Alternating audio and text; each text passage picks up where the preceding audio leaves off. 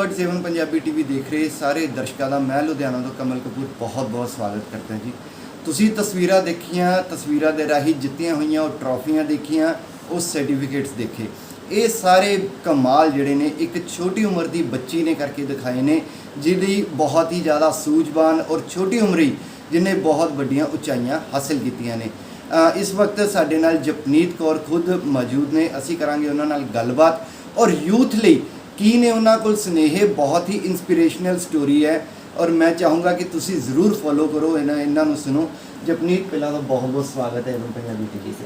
Thank you so much. ਬਹੁਤ ਛੋਟੀ ਜੀ ਉਮਰੇ ਬਹੁਤ ਵੱਡੀਆਂ ਤੁਸੀਂ ਅਚੀਵਮੈਂਟਸ ਹਾਸਿਲ ਕਰ ਲਈਆਂ ਨੇ। ਪੜ੍ਹਾਈ ਦਾ ਖੇਤਰ ਹੋਵੇ, ਸਮਝਦਾਰੀ ਦਾ ਖੇਤਰ ਹੋਵੇ, ਖਾਸ ਕਰ ਅਗਰ ਮੈਂ ਗੱਲ ਕਰਾਂ ਕਿ ਯੂਥ ਪਾਰਲੀਮੈਂਟ ਦਾ ਜਿਹੜੀ ਇਹ ਇਵੈਂਟ ਹੋਇਆ ਸੀਗਾ, ਇਹਦੇ ਬਾਰੇ ਪਹਿਲਾਂ ਦਰਸ਼ਕਾਂ ਨੂੰ ਥੋੜ੍ਹਾ ਬਹੁਤ ਦੱਸੋ ਕਿ ਕੀ ਸੀਗਾ। ਸਭ ਤੋਂ ਪਹਿਲਾਂ ਡਿਸਟ੍ਰਿਕਟ ਲੈਵਲ 'ਤੇ ਆਰਗੇਨਾਈਜ਼ ਹੋਇਆ ਸੀ ਡਿਸਟ੍ਰਿਕਟ ਯੂਥ ਪਾਰਲੀਮੈਂਟ, ਜੋ ਕਿ ਮਿਨਿਸਟਰੀ ਆਫ ਯੂਥ ਅਫੇਅਰਸ ਨੇ ਕਰਾਇਆ ਸੀ। ਅਤੇ ਉੱਥੇ ਡਿਸਟ੍ਰਿਕਟ ਲੈਵਲ 'ਤੇ ਮੈਂ ਫਸਟ ਰੈਂਕ ਲਿੱਤੀ। ਦੈਨ ਮੈਂ ਆਪਣੇ ਡਿਸਟ੍ਰਿਕਟ ਲੁਧਿਆਣਾ ਨੂੰ ਰਿਪਰੈਜ਼ੈਂਟ ਕੀਤਾ ਪੰਜਾਬ 'ਤੇ। ਅਤੇ ਪੰਜਾਬ 'ਤੇ ਕੁੱਲ ਸਾਰੇ ਡਿਸਟ੍ਰਿਕਟਸ ਦੇ ਬੱਚਿਆਂ ਨੇ, ਉੱਥੇ 2 ਬੱਚੇ ਸਿਲੈਕਟ ਹੋਏ ਸੀ, ਉਹਨਾਂ ਨੇ ਆਪਣੇ ਡਿਸਟ੍ਰਿਕਟਸ ਨੂੰ ਰਿਪਰੈਜ਼ੈਂਟ ਕੀਤਾ। ਅਤੇ ਪੰਜਾਬ ਐਂਡ ਚੰਡੀਗੜ੍ਹ ਲੈਵਲ 'ਤੇ ਸਾਡਾ ਸਟੇਟ ਲੈਵਲ ਦਾ ਕੰਪੀਟੀਸ਼ਨ ਹੋਇਆ। ਸਟੇਟ ਲੈਵਲ ਵਿੱਚ ਕੁੱਲ 80 to 85 ਪਾਰਟੀਸਿਪੈਂਟ ਸੀਗੇ। ਉਹਨਾਂ ਵਿੱਚੋਂ 3 ਬੱਚਿਆਂ ਨੂੰ ਸਿਲੈਕਟ ਕੀਤਾ ਗਿਆ। ਉਹ 3 ਬੱਚਿਆਂ ਨੇ ਆਪਣੀ ਸਟੇਟ ਪੰਜਾਬ ਨੂੰ ਰਿਪਰੈਜ਼ੈਂਟ ਕੀਤਾ central hall of parliament of India, new Delhi ਵਿੱਚ। ਔਰ ਤੁਸੀਂ ਕਿਸ ਟੌਪਿਕ ਦੇ ਉੱਤੇ ਜਿਹੜਾ ਬੋਲੇ ਹੋ ਔਰ ਕੌਣ ਉਸ ਵਕਤ ਉੱਥੇ ਮੌਜੂਦ ਸੀਗੇ? ਸਭ ਤੋਂ ਪਹਿਲਾਂ ਡਿਸਟ੍ਰਿਕਟ ਲੈਵਲ 'ਤੇ ਅਸੀਂ ਜਦੋਂ ਬੋਲਿਆ ਅਤੇ ਸਾਡਾ ਟੌਪਿਕ ਸੀ ਨਿਊ ਐਜੂਕੇਸ਼ਨ ਪੋਲਿਸੀ। ਉਸ ਤੋਂ ਬਾਅਦ ਸਟੇਟ ਲੈਵਲ 'ਤੇ ਵੀ ਸਾਨੂੰ ਟੌਪਿਕ ਦਿੱਤਾ ਗਿਆ ਕਿ ਯੂਥ ਕਿੰਨਾ ਪਾਵਰਫੁਲ ਹੈ ਇਸ ਦੇਸ਼ ਨੂੰ ਬਦਲਣ ਲਈ। ਅਤੇ ਉਸ ਸਮੇਂ ਸਟੇਟ ਲੈਵਲ 'ਤੇ ਸਾਨੂੰ ਸਿਲੈਕਟ ਕਰਕੇ ਜਦੋਂ ਨੈਸ਼ਨਲ ਲੈਵਲ 'ਤੇ ਅਸੀਂ ਗਏ ਅਤੇ ਉੱਥੇ ਸਾਡਾ 4 ਦਿਨ ਦਾ ਸਟੇ ਸੀ। ਅਤੇ ਪਾਰਲੀਮੈਂਟ ਵਿੱਚ 2 ਦਿਨ ਲਈ ਸਾਨੂੰ ਔਨਰ ਕੀਤਾ ਗਿਆ। ਜੋ ਲਾਸਟ ਡੇ ਸੀ ਉਸ ਦਿਨ ਸਾਨੂੰ ਸਰਟੀਫਿਕੇਟ ਔਨਰ ਕੀਤਾ ਗਿਆ, ਸਰਟੀਫਿਕੇਟ ਪ੍ਰੋਵਾਈਡ ਕੀਤੇ ਗਏ ਬਾਈ speaker of Lok Sabha, by education minister of India, by minister of sports and youth affairs Shri Kiran Rijiju. ਅਤੇ ਉਹਨਾਂ ਨੇ ਸਾਨੂੰ ਔਨਰ ਕੀਤਾ। ਅਤੇ ਕਾਫੀ ਹੀ ਉੱਥੇ ਆਫੀਸ਼ੀਅਲਸ ਜਿੱਦਾਂ NYKS NSS ਦੇ secretary, joint secretary, director of NYKS, ਉਹ ਸਭ ਆਫੀਸ਼ੀਅਲਸ, IAS IPS ਅਲੱਗ ਤਰ੍ਹਾਂ ਦੇ ਮਤਲਬ ਆਫੀਸ਼ੀਅਲਸ ਉੱਥੇ ਪ੍ਰੈਜ਼ੈਂਟ ਸੀ। ਸੋ ਇਹ ਸਿਨੈਰੀਓ ਸੀ ਦਾ ਡਿਸਟ੍ਰਿਕਟ ਤੋਂ ਪਹਿਲਾਂ ਸਟੇਟ ਲੈਵਲ 'ਤੇ, ਸਟੇਟ ਤੋਂ ਫਿਰ ਨੈਸ਼ਨਲ ਲੈਵਲ 'ਤੇ। ਅਤੇ ਇੱਕ ਕਾਫੀ ਪ੍ਰਾਊਡ ਫੀਲਿੰਗ ਸੀ ਜਦੋਂ ਅਸੀਂ ਆਪਣੇ ਪੰਜਾਬ ਨੂੰ ਉੱਥੇ ਜਾ ਕੇ ਪਾਰਲੀਮੈਂਟ ਆਫ ਇੰਡੀਆ 'ਚ ਰਿਪਰੈਜ਼ੈਂਟ ਕੀਤਾ। ਪਾਰਲੀਮੈਂਟ ਆਫ ਇੰਡੀਆ 'ਚ ਰਿਪਰੈਜ਼ੈਂਟ ਵੀ ਕੀਤਾ। ਪਾਰਲੀਮੈਂਟ ਆਫ ਇੰਡੀਆ ਦੇ ਤੁਸੀਂ ਸਦਨ ਦੇ ਵਿੱਚ ਖੜ੍ਹ ਕੇ ਇੱਕ ਸਪੀਚ ਵੀ ਦਿੱਤੀ। ਤੁਸੀਂ ਗੱਲ ਕੀਤੀ ਨਿਊ ਐਜੂਕੇਸ਼ਨ ਪਾਲਿਸੀਜ਼ ਦੀ, ਤੁਸੀਂ ਗੱਲ ਕੀਤੀ ਯੂਥ ਦੀ। ਨਿਊ ਜਿਹੜੀ ਹੁਣ ਆਪਣੀ ਪਾਲਿਸੀਜ਼ ਚੱਲਦੀਆਂ ਨੇ, ਐਜੂਕੇਸ਼ਨ ਸਿਸਟਮ ਜਿਹੜਾ ਹੈਗਾ ਕਿਤੇ ਨਾ ਕਿਤੇ ਲਾਚਾਰ ਦਿਖਾਈ ਦਿੰਦਾ। ਤੁਸੀਂ ਕੀ ਇਸ ਤਰ੍ਹਾਂ ਦਾ ਨਵਾਂ ਦੱਸਿਆ ਉੱਥੇ ਕਿ ਐਜੂਕੇਸ਼ਨ ਪਾਲਿਸੀਜ਼ ਇਹ ਹੋਣੀਆਂ ਚਾਹੀਦੀਆਂ, ਜਾਂ ਤੁਹਾਡੇ ਹਿਸਾਬ ਨਾਲ ਕੀ ਬਦਲਾਅ ਹੋਣੇ ਚਾਹੀਦੇ? ਬਦਲਾਅ ਇਹ ਹੋਣੇ ਚਾਹੀਦੇ ਨੇ ਕਿ ਜਿੱਦਾਂ ਸਿਨੈਰੀਓ ਵਿੱਚ ਜਿਹੜਾ ਇੰਡੀਅਨ ਐਜੂਕੇਸ਼ਨ ਹੈ, ਇੱਥੇ ਥਿਓਰਟੀਕਲ ਨੌਲੇਜ, ਰੌਟ ਲਰਨਿੰਗ ਕਿ ਹਾਂ ਰੱਟਾ ਕਰੋ ਅਤੇ ਉਸ ਤੋਂ ਬਾਅਦ ਤੁਸੀਂ ਆਨਸਰਸ ਦੇਣੇ ਨੇ, ਉਹ ਚੀਜ਼ ਕਿਤੇ ਨਾ ਕਿਤੇ ਰੁਕਣੀ ਚਾਹੀਦੀ ਹੈ। ਅੱਜ ਦਾ ਜਿਹੜਾ ਸਮੇਂ ਹੈ, ਯੂਥ ਇੱਕ ਜਿਹੜਾ 18 ਈਅਰ ਤੋਂ ਅਬਵ ਜਿਹੜਾ ਵੀ ਬੱਚਾ ਹੈ, ਉਹ ਕਿਸ ਚੀਜ਼ ਨੂੰ ਸੀਕ ਕਰਦਾ? ਉਹ ਇੰਪਲੋਇਮੈਂਟ ਨੂੰ ਦੇਖਦਾ। ਇੰਪਲੋਇਮੈਂਟ ਤੁਹਾਨੂੰ ਸਿਰਫ ਤੁਹਾਡੀ ਡਿਗਰੀ ਨਹੀਂ ਦਿਲਾ ਸਕਦੀ ਹੈ। ਅੱਜ ਕਿੰਨੇ ਡਿਗਰੀ ਵਾਲੇ ਵੀ ਯੂਥ ਹੈ, ਕਿੰਨੇ ਬੱਚੇ ਨੇ, ਉਹ ਆਪਣੀ ਛੋਟੀ ਜੌਬ ਲਈ ਤਰਸਦੇ ਪਏ ਨੇ। ਅਤੇ ਮੇਰਾ ਇਹ ਮੰਨਣਾ ਹੈ ਕਿ ਐਜੂਕੇਸ਼ਨ ਇੱਕ ਆਲ ਰਾਊਂਡ ਡਿਵੈਲਪਮੈਂਟ 'ਤੇ ਫੋਕਸ ਕਰੇ, ਇੱਕ ਹੋਲਿਸਟਿਕ ਡਿਵੈਲਪਮੈਂਟ 'ਤੇ ਫੋਕਸ ਕਰੇ। ਬੱਚਾ ਪੜ੍ਹਨ ਲਿਖਣ 'ਚ ਵੀ ਹੋਵੇ, ਲੇਕਿਨ ਬਾਹਰਲੀ ਦੁਨੀਆ ਦੀ ਵੀ ਸਮਝ ਹੋਵੇ। ਜਿਹੜੇ ਵੋਕੇਸ਼ਨਲ ਐਜੂਕੇਸ਼ਨ ਹੈ ਉਹ ਪ੍ਰੋਵਾਈਡ ਕੀਤੀ ਜਾਏ। ਜਿਹੜੇ ਛੋਟੀ ਮੋਟੀ ਚੀਜ਼ਾਂ ਨੇ ਜੋ ਸਾਡੇ ਐਜੂਕੇਸ਼ਨ ਸਿਸਟਮ ਵਿੱਚ ਕਿਤੇ ਨਾ ਕਿਤੇ ਲੈਕ ਕਰ ਰਹੀਆਂ ਨੇ, ਉਹ ਪ੍ਰੋਵਾਈਡ ਕਰਨੀਆਂ ਅੱਜ ਦੇ ਜ਼ਮਾਨੇ ਵਿੱਚ ਬਹੁਤ ਜ਼ਿਆਦਾ ਜ਼ਰੂਰੀ ਹੈ। ਤਾਂ ਹੀ ਜਿਹੜੀ ਹੈ ਪਾਵਰਟੀ, ਅਨਇੰਪਲੋਇਮੈਂਟ, ਕਿੰਨੀ ਐਜੂਕੇਸ਼ਨ ਨੂੰ, ਜਿੱਦਾਂ ਨੈਲਸਨ ਮੰਡੇਲਾ ਨੇ ਵੀ ਕਿਹਾ ਸੀ that education is the most powerful tool, APJ Abdul Kalam has said that. ਅਤੇ ਉਹ ਇੱਕ ਛੋਟੀ ਜਿਹੀ ਸੈਂਟੈਂਸ ਵਿੱਚ ਇੰਨੀ ਪਾਰ ਹੈ। ਇੱਕ ਐਜੂਕੇਸ਼ਨ ਆਪਣੀ ਵਿੱਚ ਇੰਨੀ ਪਾਰ ਰੱਖਦਾ ਹੈ ਕਿ ਉਹ ਦੇਸ਼ ਦਾ ਭਵਿੱਖ ਬਦਲ ਸਕਦਾ ਹੈ। ਅਤੇ ਇਸ ਲਈ ਮੇਰਾ ਇਹ ਮੰਨਣਾ ਹੈ ਕਿ ਇੱਕ ਐਜੂਕੇਸ਼ਨ ਆਲ ਰਾਊਂਡ ਡਿਵੈਲਪਮੈਂਟ ਬੱਚਿਆਂ ਲਈ ਲੈ ਕੇ ਆਏ। ਸੈਂਟਰਲ ਹਾਲ ਆਫ ਪਾਰਲੀਮੈਂਟ ਦੀ ਜਿੱਥੇ ਗੱਲ ਕੀਤੀ ਜਾਂਦੀ ਹੈ, ਜਿੱਥੇ ਮਿਨਿਸਟਰਸ ਬੈਠਦੇ ਆ, ਸਦਨ ਦੇ ਅੰਦਰ ਬੜੇ ਕਾਨੂੰਨ ਬਣਦੇ ਆ, ਉਹਨਾਂ ਦੇ ਸਾਹਮਣੇ ਬੈਠ ਕੇ ਆਪਣੀ ਪਾਲਿਸੀਜ਼ ਕੀ ਇਹਨਾਂ ਦੇ ਨੌਜਵਾਨਾਂ ਦੇ ਦਿਮਾਗ ਦੇ ਅੰਦਰ ਹੈ, ਔਰ ਇਹਨਾਂ ਨੌਜਵਾਨਾਂ ਨੇ ਇਸ ਭਾਰਤ ਦੀ ਜਿਹੜੀ ਹੈ ਨੀਂਵ ਰੱਖਣੀ ਹੈਗੀ ਹੈ ਅੱਗੇ, ਔਰ ਇਸੀ ਕੰਟਰੀ ਨੂੰ ਅੱਗੇ ਜਿਹੜੀਆਂ ਕਹੀਏ ਤੇ ਜਿਹੜੀਆਂ ਸਕਸੈਸ ਜਿਹੜੀ ਆ ਉਹ ਦਿਵਾਉਣੀ ਹੈ। ਇਹਨਾਂ ਦੀ ਪਾਲਿਸੀਜ਼ ਹੀ ਜਿਹੜੀਆਂ ਨੇ ਉਹ ਵਰਕ ਕਰਨੀਆਂ ਨੇ। ਮੈਨੂੰ ਇੱਕ ਚੀਜ਼ ਹੋਰ ਕਲੀਅਰ ਕਰੋ ਕਿ ਜਦੋਂ ਤੁਸੀਂ ਸੈਂਟਰਲ ਹਾਲ ਆਫ ਪਾਰਲੀਮੈਂਟ 'ਚ ਬੈਠ ਕੇ ਇਹ ਸਾਰੀ ਸਪੀਚ ਦਿੱਤੀ, ਤੁਸੀਂ ਖੁਦ ਕਿੰਨੇ ਕਨਵਿੰਸ ਸੀਗੇ? ਸੈਂਟਰਲ ਹਾਲ ਆਫ ਪਾਰਲੀਮੈਂਟ ਵਿੱਚ ਸੀ ਕਿ ਜਿੱਦਾਂ ਹਰ ਇੱਕ ਰਿਪਰੈਜ਼ੈਂਟੇਟਿਵ ਨੂੰ ਮੌਕਾ ਦਿੱਤਾ ਸੀ ਤੇ ਅਸੀਂ ਵੀ ਉੱਥੇ ਬੈਠੇ ਹੋਏ ਸੀ ਤੇ ਉੱਥੇ ਜਿਹੜੇ ਸੀ ਸਿਲੈਕਟਡ ਰਿਪਰੈਜ਼ੈਂਟੇਟਿਵ ਸੀ। ਇਹ ਹਿਸਟਰੀ ਵਿੱਚ ਸੀਗਾ ਕਿ ਉੱਥੇ ਇਲੈਕਟਡ ਰਿਪਰੈਜ਼ੈਂਟੇਟਿਵਸ ਨਹੀਂ ਬੈਠੇ ਹੋਏ ਸੀ, ਸਿਲੈਕਟਡ ਬੈਠੇ ਹੋਏ ਸੀ। ਤੇ ਜਦੋਂ ਅਸੀਂ ਉੱਥੇ ਬੱਚਿਆਂ ਨੂੰ ਸੁਣਿਆ, ਬਿਕੋਜ਼ ਉੱਥੇ ਸੈਂਟਰਲ ਹਾਲ ਆਫ ਪਾਰਲੀਮੈਂਟ ਵਿੱਚ ਹਰ ਇੱਕ ਸਟੇਟ ਦੇ 3 ਬੱਚੇ ਸੀ ਤੇ ਮੇਰੀ ਕਾਫੀ ਅੱਛੀ ਜਿੱਦਾਂ ਮੱਧ ਪ੍ਰਦੇਸ਼ ਤੋਂ, ਰਾਜਸਥਾਨ ਤੋਂ, ਬਿਹਾਰ ਤੋਂ, ਸਾਊਥ ਜਿੱਦਾਂ ਸਭ ਨਾਲ ਦੋਸਤੀ ਹੋਈ। ਸਭ ਦੀ ਜਿਹੜੀ ਕੀ ਕਹਿ ਸਕਦੇ ਆਪਣੇ ਆਪਣੇ ਲੈਵਲ 'ਤੇ ਇੱਕ ਦੂਜੇ ਨੂੰ ਇੰਨਾ ਇਨਸਪਾਇਰ ਕਰ ਰਹੀ ਸੀ। ਸਭ ਆਪਣੀ ਲਾਈਫ ਵਿੱਚ ਇੰਨਾ ਕੁਝ ਅਚੀਵ ਕਰ ਚੁੱਕੇ ਸੀ। ਉਹ ਇੱਕ ਮਾਹੌਲ ਹੀ ਖੁਦ ਵਿੱਚ ਤੁਹਾਨੂੰ ਇੰਨਾ ਇਨਸਪਾਇਰ ਕਰ ਰਿਹਾ ਸੀ, ਤੁਹਾਨੂੰ ਇੰਨਾ ਜਾਗਰੂਕ ਕਰ ਰਿਹਾ ਸੀ ਕਿ ਜ਼ਿੰਦਗੀ ਵਿੱਚ ਥੋੜ੍ਹੇ ਮੁਕਾਮ ਚੜ੍ਹਨੇ ਚਾਹੀਦੇ ਨੇ ਤੇ ਜੋ ਤੁਸੀਂ ਆਪਣੇ ਦੇਸ਼ ਲਈ, ਤੁਸੀਂ ਆਪਣੀ ਸੋਸਾਇਟੀ ਲਈ, ਇੱਕ ਡਿਸਟ੍ਰਿਕਟ ਲਈ ਵੀ ਕਰਨਾ ਚਾਹੁੰਦੇ ਹੋ, ਉਹ ਉੱਥੇ ਇੱਕ ਵਾਈਬ ਸੀ, ਔਰਾ ਸੀ ਸਿੱਖਣ ਵਾਲਾ। ਹੁਣ ਉੱਥੇ ਬੱਚਿਆਂ ਨੇ ਜਿੱਦਾਂ ਅਸੀਂ ਲੰਚ 'ਤੇ ਵੀ ਬਹਿਣਾ, ਡਿਨਰ 'ਤੇ ਵੀ ਬਹਿਣਾ ਤੇ ਉਹਨਾਂ ਸਭ ਦੇ ਵਿਊਜ਼ ਸੁਣ ਕੇ ਹੀ ਤੁਹਾਨੂੰ ਲੱਗਦਾ ਹੈ ਕਿ ਤੁਸੀਂ ਹਜੇ ਲਾਈਫ ਵਿੱਚ ਅਗਰ ਇੰਨਾ ਅਚੀਵ ਕਰ ਰਹੇ ਹੋ ਤੁਹਾਨੂੰ ਇੰਨਾ ਕਰਨਾ ਹੈ। ਜਦੋਂ ਇੱਥੇ ਆ ਜਾਓਗੇ ਉਸ ਤੋਂ ਬਾਅਦ ਹੋਰ ਉੱਪਰ ਜਾਣਾ ਹੈ। ਤੇ ਉੱਥੇ ਆਪਾਂ ਬੜੀ ਹੀ ਚੀਜ਼ਾਂ ਡਿਸਕਸ ਕੀਤੀਆਂ। ਅਸੀਂ ਜਦੋਂ ਉਸ ਤੋਂ ਵਾਪਸ ਵੀ ਆਏ, ਅਸੀਂ ਗਰੁੱਪਸ ਬਣਾਏ ਜਿੱਥੇ ਅਸੀਂ ਡਿਸਕਸ ਕਰਦੇ ਹਾਂ ਕਿ ਕੀ ਪਾਲਿਸੀ ਠੀਕ ਜਾ ਰਹੀ ਹੈ, ਕੀ ਚੇਂਜ ਆ ਰਿਹਾ, ਸਭ ਕੁਝ ਆ ਰਿਹਾ। ਤੇ ਮੈਂ ਸਮਝਦੀ ਜਿਹੜਾ ਡਾਇਲੋਗ ਹੋਇਆ ਉੱਥੇ ਜਾ ਕੇ ਅਲੱਗ-ਅਲੱਗ ਸਟੇਟਸ ਦੇ ਬੱਚਿਆਂ ਵਿੱਚ, ਉਹਨਾਂ ਨੇ ਜਾ ਕੇ ਜਿਹੜੀ ਇੰਟਰੈਕਸ਼ਨ ਕੀਤੀ ਹੈ ਬਹੁਤ ਹੀ ਅਮੇਜ਼ਿੰਗ ਸੀ। ਸਾਨੂੰ ਜਿੱਦਾਂ ਦਿੱਲੀ ਦਾ ਵੀ ਟੂਰ ਕਰਾਇਆ, ਉੱਥੇ ਜਿੱਦਾਂ ਹੋਟਲ ਵਿੱਚ ਹੀ ਸਾਡਾ ਅਸ਼ੋਕਾ ਹੋਟਲ ਵਿੱਚ ਸਟੇ ਸੀ, ਉੱਥੇ ਜਦੋਂ ਅਸੀਂ ਗੱਲਾਂ ਬਾਤਾਂ ਕਰਦੇ ਸੀ, ਮਤਲਬ ਸਿਰਫ ਸੈਂਟਰਲ ਹਾਲ ਆਫ ਪਾਰਲੀਮੈਂਟ ਵਿੱਚ ਬੈਠ ਕੇ ਤਾਂ ਚਲੋ ਇੱਕ ਓਬਵੀਅਸਲੀ ਬਹੁਤ ਵੱਡੀ ਚੀਜ਼ ਸੀ। ਉੱਥੇ ਜਦੋਂ ਅਸੀਂ ਜਾ ਹੀ ਰਹੇ ਸੀ ਤੇ ਪ੍ਰਾਈਮ ਮਿਨਿਸਟਰਸ ਆਫਿਸ, ਅਲੱਗ-ਅਲੱਗ ਤਰੀਕੇ ਦੇ ਆਫਿਸਿਸ ਦੇਖੇ ਤੇ ਉਹ ਓਬਵੀਅਸਲੀ ਉਹ ਪ੍ਰਾਊਡ ਫੀਲ ਹੁੰਦਾ ਹੈ ਕਿ ਤੁਸੀਂ ਇੱਕ ਇੰਨੀ ਵੱਡੀ ਜਗ੍ਹਾ 'ਤੇ ਆ ਕੇ ਬੈਠੇ ਹੋ ਜਿੱਥੇ ਸੰਵਿਧਾਨ ਬਣਿਆ, ਜਿੱਥੇ ਦੇਸ਼ ਦੀ ਨੀਤੀਆਂ ਤੈਅ ਹੁੰਦੀਆਂ ਨੇ। ਉੱਥੇ ਜਾ ਕੇ ਯੂਥ ਬੈਠ ਰਿਹਾ ਤੇ ਆਪਣੇ ਆਈਡੀਆਜ਼ ਨੂੰ ਡਿਸਕਸ ਕਰ ਰਿਹਾ, ਆਪਣੇ ਆਪ ਆਪਣੀ ਸੋਚ ਨੂੰ ਅੱਗੇ ਰੱਖ ਰਿਹਾ, ਉਹ ਚੀਜ਼ ਡੈਫੀਨੇਟਲੀ ਬਹੁਤ ਗੁੱਡ ਸੀ। ਜਪਨੀਤ, ਤੁਸੀਂ ਬਹੁਤ ਵਧੀਆ ਗੱਲ ਕੀਤੀ ਹੈਗੀ ਕਿ ਸਦਨ ਹੈ, ਪਾਰਲੀਮੈਂਟ ਹਾਊਸ ਹੈ। ਪਾਰਲੀਮੈਂਟ ਹਾਊਸ ਨੂੰ ਅੱਜ ਦੀ ਤਰੀਕ ਦੇ ਵਿੱਚ ਉੱਥੇ ਬੈਠਣ ਵਾਲੇ ਮਿਨਿਸਟਰਸ ਨੂੰ ਅੱਜ ਦੀ ਤਰੀਕ 'ਚ ਤੁਸੀਂ ਅਗਰ ਆਪਣੇ ਸ਼ਬਦਾਂ 'ਚ ਬੋਲੋ ਤਾਂ ਕਿਸ ਤਰ੍ਹਾਂ ਡਿਫਾਈਨ ਕਰੋਗੇ ਇਸ ਚੀਜ਼? ਮੈਂ ਇੱਕ ਚੀਜ਼ ਜ਼ਰੂਰ ਕਹਿਣਾ ਚਾਹਾਂਗੀ, ਲੋਕ ਸਭਾ ਵਿੱਚ there is only 13% of youth ਜਿਹੜਾ ਉੱਥੇ ਹੈ ਤੇ ਇਹ ਸਭ ਤੋਂ ਵੱਡੀ ਚੀਜ਼ ਹੈ। ਬਿਕਾਜ਼ ਮੈਂ ਦੇਖਦੀ ਹਾਂ ਕਿ ਇੱਕ ਜਿਹੜਾ ਡਾਇਲੋਗ ਹੈ ਇੱਕ ਸਿਟੀਜ਼ਨ ਵਿੱਚ ਤੇ ਇੱਕ ਮਿਨਿਸਟਰ ਵਿੱਚ, ਉਹ ਕਿਤੇ ਨਾ ਕਿਤੇ ਗੈਪ ਹੈ ਉਸ ਚੀਜ਼ ਵਿੱਚ। ਤੇ ਮੈਂ ਮੰਨਦੀ ਹਾਂ ਜਿੱਦਾਂ ਅੱਜ ਸਾਨੂੰ ਓਪਰਚੁਨਿਟੀ ਪ੍ਰੋਵਾਈਡ ਕੀਤੀ ਗਈ, ਅਸੀਂ ਆਪਣੀ ਸਟੇਟ ਨੂੰ ਰਿਪਰੈਜ਼ੈਂਟ ਕੀਤਾ, ਅਸੀਂ ਉੱਥੇ ਗਏ, ਬੈਠੇ, ਉਹਨਾਂ ਨਾਲ ਇੰਟਰੈਕਸ਼ਨ ਕੀਤੀ। ਮੈਂ ਮੰਨਦੀ ਹਾਂ ਕਿ ਇੱਦਾਂ ਦੇ ਡਾਇਲੋਗਸ, ਇੱਦਾਂ ਦੀ ਜਿਹੜੀ ਵੀ ਇੰਟਰੈਕਸ਼ਨ ਹੈ ਇਹ ਹੋਣੀ ਚਾਹੀਦੀ ਹੈ। ਹੁਣ ਜਿੱਦਾਂ ਅਸੀਂ ਗੱਲ ਕਰੀਏ ਕਿ ਉੱਥੇ ਮਿਨਿਸਟਰਸ, ਮੈਂ ਉਹਨਾਂ ਤੋਂ ਕੀ ਸਿੱਖਿਆ, ਓਬਵੀਅਸਲੀ ਅਸੀਂ ਉਹਨਾਂ ਨੂੰ ਰਿਪਰੈਜ਼ੈਂਟ ਕੀਤਾ ਹੈ। ਉਹ ਸਾਡੀ ਜਿਹੜੀ ਵੀ ਅਸੀਂ ਸੋਚਦੇ ਹਾਂ, ਸਮਝਦੇ ਹਾਂ, ਉਸ ਚੀਜ਼ ਨੂੰ ਉੱਥੇ ਜਾ ਕੇ ਸਦਨ ਵਿੱਚ ਰਿਪਰੈਜ਼ੈਂਟ ਕਰਦੇ ਨੇ। ਤੇ ਮੇਰਾ ਬਸ ਕਹਿਣ ਦਾ ਮਤਲਬ what I personally feel as a youth of India, as a youth of Punjab, ਕਿ ਜਿਹੜੀ ਓਪਰਚੁਨਿਟੀਜ਼ ਨੇ ਸਪੈਸ਼ਲੀ ਯੂਥ ਨੂੰ, ਕਿਉਂਕਿ ਇੱਦਾਂ ਨਹੀਂ ਹੈ ਕਿ ਬੱਚਿਆਂ 'ਚ ਟੈਲੈਂਟ ਨਹੀਂ ਹੈ ਕਿ ਇੱਕ ਕਿਸੇ ਵੀ ਚੀਜ਼ ਨੂੰ ਪਕੜ ਕੇ ਬੱਚਿਆਂ ਨੂੰ ਉਸ ਚੀਜ਼ 'ਤੇ ਬਲੇਮ ਕਰਨਾ, ਦੈਟ ਇਜ਼ ਨਾਟ ਗੁੱਡ। ਬੱਚਿਆਂ ਦੇ ਅੰਦਰ ਬਹੁਤ ਜ਼ਿਆਦਾ ਟੈਲੈਂਟ ਹੈ ਐਂਡ ਉਸ ਟੈਲੈਂਟ ਨੂੰ ਤਾਂ ਹੀ ਅੱਗੇ ਕੀਤਾ ਜਾ ਸਕਦਾ ਹੈ ਜਦੋਂ ਇੱਕ ਡਾਇਲੋਗ ਹੋਏ ਇੱਕ ਮਿਨਿਸਟਰ ਵਿੱਚ ਅਤੇ ਇੱਕ ਬੱਚੇ ਵਿੱਚ। ਹੁਣ ਜਿੱਦਾਂ ਅਸੀਂ ਕਾਨਫਰੰਸਿਸ ਕਰਦੇ ਹਾਂ, ਜਿੱਦਾਂ ਸਕੂਲ ਲੈਵਲ 'ਤੇ ਹੁੰਦੇ ਨੇ, ਯੂਨਾਈਟਿਡ ਨੇਸ਼ਨ ਦੀ ਕਾਨਫਰੰਸਿਸ ਹੋ ਗਈਆਂ, ਮੌਕ ਪਾਰਲੀਮੈਂਟ ਹੁੰਦਾ ਹੈ, ਪੰਜਾਬ ਵਿਧਾਨ ਸਭਾ ਹੁੰਦਾ ਹੈ। ਉੱਥੇ ਮੇਰਾ ਇਹ ਮਨ ਹੁੰਦਾ ਹੈ ਕਿ ਜਦੋਂ ਬੱਚੇ ਡਿਸਕਸ ਕਰ ਰਹੇ ਨੇ, ਜਦੋਂ ਬੱਚੇ ਪੋਲਿਸੀਜ਼ ਡਿਸਕਸ ਕਰ ਰਹੇ ਨੇ ਅਤੇ ਉੱਥੇ ਮਿਨਿਸਟਰਸ ਵੀ ਹੋਣ, ਉਹ ਵੀ ਉੱਥੇ ਆਉਣ ਅਤੇ ਉਹ ਲੋਕ ਵੀ ਉੱਥੇ ਚੀਜ਼ਾਂ ਦੇਖਣ, ਸਮਝਣ ਕਿ ਉੱਥੇ ਕੀ ਬੱਚੇ ਉੱਥੇ ਆਈਡੀਆਜ਼ ਪ੍ਰੈਜ਼ੈਂਟ ਕਰ ਰਹੇ ਨੇ, ਯੂਥ ਕੀ ਕਹਿਣਾ ਚਾਹ ਰਹੀ ਹੈ। ਅਤੇ ਮੈਂ ਇਹ ਸਮਝਦੀ ਹਾਂ ਜਦ ਅਸੀਂ ਸੈਂਟਰਲ ਹਾਲ ਆਫ ਪਾਰਲੀਮੈਂਟ ਵਿੱਚ ਬੈਠੇ ਹਾਂ, ਅੱਜ ਜਿਹੜੇ ਵੀ ਸੈਸ਼ਨ ਹੋ ਰਹੇ, ਕਿੰਨਾ ਕੁ ਯੂਥ ਸੁਣਦਾ ਹੈ, ਕਿੰਨਾ ਕੁ ਯੂਥ RSTV ਚਲਾ ਕੇ ਜਾਂ LSTV ਚਲਾ ਕੇ ਜਿਹੜੇ ਲਾਈਵ ਸੈਸ਼ਨਸ ਹੋ ਰਹੇ ਨੇ, ਜਾਂ ਜਿਹੜਾ ਬਜਟ ਦਿੱਤਾ ਜਾ ਰਿਹਾ, ਜਾਂ ਜਦੋਂ ਐਜੂਕੇਸ਼ਨ ਮਿਨਿਸਟਰ ਬੈਠਦੇ ਨੇ ਐਜੂਕੇਸ਼ਨ ਬਾਰੇ ਗੱਲਾਂ ਕਰਦੇ ਨੇ, ਕਿੰਨਾ ਕੁ ਯੂਥ ਸੁਣਦਾ ਹੈ।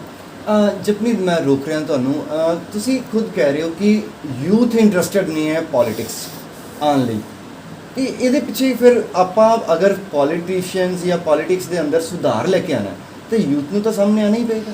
ਐਕਚੁਅਲੀ ਸਰ ਮੈਂ ਇਹ ਬਿਲਕੁਲ ਨਹੀਂ ਮੰਨਦੀ ਕਿ ਯੂਥ ਦੇ ਅੰਦਰ ਕੈਪੇਬਿਲਿਟੀ ਨਹੀਂ ਹੈ ਜਿੰਨਾ ਕੁ ਅੱਜ ਦਾ ਯੂਥ। ਅੱਜ ਤੁਸੀਂ ਨਾਰਮਲ ਮੈਂ ਤੁਹਾਨੂੰ ਐਗਜ਼ਾਮਪਲ ਦੇਵਾਂਗੀ, ਅੱਜ ਕੋਵਿਡ ਦਾ ਇੰਨਾ ਬੁਰਾ ਟਾਈਮ ਆ ਰਿਹਾ, ਠੀਕ ਹੈ, ਗਵਰਨਮੈਂਟ ਆਪਣੇ ਵੱਲੋਂ ਜੋ ਐਫਰਟਸ ਕਰੀ ਦੈਟ ਇਜ਼ ਫਾਈਨ, ਲੇਕਿਨ ਜਦੋਂ ਤੁਸੀਂ ਸੋਸ਼ਲ ਮੀਡੀਆ ਖੋਲ ਕੇ ਦੇਖੋਗੇ, ਸੋਸ਼ਲ ਮੀਡੀਆ 'ਚ ਕਿੰਨਾ ਯੂਥ ਇੱਦਾਂ ਦਾ ਬੈਠਾ ਹੈ ਜੋ ਕਿਸੇ ਨੂੰ ਵੀ ਕੋਈ ਪਲਾਜ਼ਮਾ ਦੀ ਜ਼ਰੂਰਤ ਹੈ, ਕੋਈ ਕਿਸੇ ਚੀਜ਼ ਦੀ ਜ਼ਰੂਰਤ ਹੈ, ਆਕਸੀਜਨ ਦੇ ਸਿਲੰਡਰਸ ਦੀ ਜ਼ਰੂਰਤ ਹੈ, ਸਭ ਆਪਣੇ ਸੋਸ਼ਲ ਮੀਡੀਆ ਨੂੰ ਯੂਜ਼ ਕਰਕੇ ਉੱਥੇ ਲੋਕਾਂ ਨੂੰ ਅਵੇਅਰ ਕਰ ਰਹੇ ਨੇ, ਉੱਥੇ ਹੈਲਪ ਕਰਨ ਦੀ ਕੋਸ਼ਿਸ਼ ਕਰ ਰਹੇ ਨੇ। ਜਿਹੜੀ ਪੋਲਿਸੀਜ਼ ਵੀ ਬਣਦੀ ਨੇ ਉੱਥੇ ਵੀ ਜਦ ਤੁਸੀਂ ਅਗਰ ਇੱਕ ਨਿਊਜ਼ ਚੈਨਲ ਦੇ ਪੇਜਸ 'ਤੇ ਵੀ ਖੋਲੋਗੇ ਤਾਂ ਉੱਥੇ ਜਿਹੜਾ ਯੂਥ ਹੈ ਉਹ ਡਿਸਕਸ ਕਰ ਰਿਹਾ ਹੁੰਦਾ ਹੈ। ਕਮੈਂਟ ਸੈਕਸ਼ਨਸ ਵਿੱਚ ਦੇਖੋਗੇ ਤਾਂ ਉੱਥੇ ਯੂਥ ਡਿਸਕਸ ਕਰ ਰਿਹਾ ਹੁੰਦਾ ਹੈ ਕਿ ਇਹ ਪੋਲਿਸੀ ਇੱਦਾਂ ਠੀਕ ਹੈ, ਇਹ ਪੋਲਿਸੀ ਇੱਦਾਂ ਠੀਕ ਨਹੀਂ ਹੈ। ਤੇ ਮੈਂ ਸਮਝਦੀ ਹਾਂ ਕਿ ਉੱਥੇ ਯੂਥ ਇੰਟਰਸਟਿਡ ਹੈ, ਬਟ ਪੁਆਇੰਟ ਗੋਜ਼ ਇਜ਼ ਕਿ ਉੱਥੇ ਕਿਤੇ ਨਾ ਕਿਤੇ ਕੋਈ ਨਾ ਕੋਈ ਬੈਰੀਅਰ ਲਗਾ ਦਿੱਤਾ ਜਾਂਦਾ ਹੈ।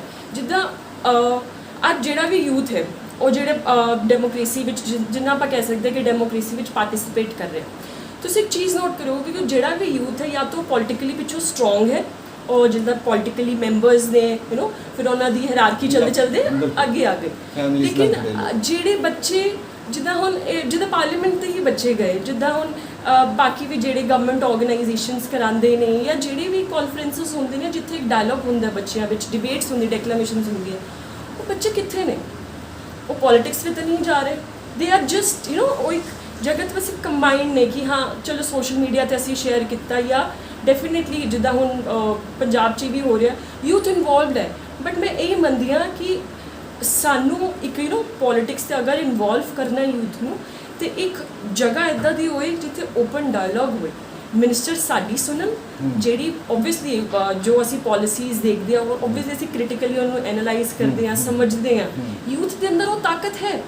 ਮੈਂ ਇੱਕ ਇੱਥੇ ਕੋਟ ਜ਼ਰੂਰ ਦੱਸਣਾ ਚਾਹਾਂਗੀ, ਯੂਥ ਯੂਜ਼ਲੈਸ ਨਹੀਂ ਹੈ, ਯੂਥ ਯੂਜ਼ਡਲੈਸ ਹੈ।